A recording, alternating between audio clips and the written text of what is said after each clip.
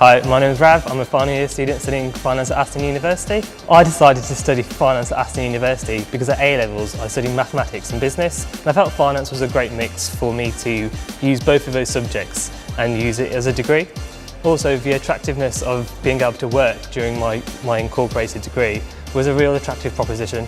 My favourite module that I've studied at Aston University has been taxation, so being able to use real-world case scenarios and the policy side of things, and being able to have high-level discussions on real-world problems is a really attractive thing to be able to bring to the table.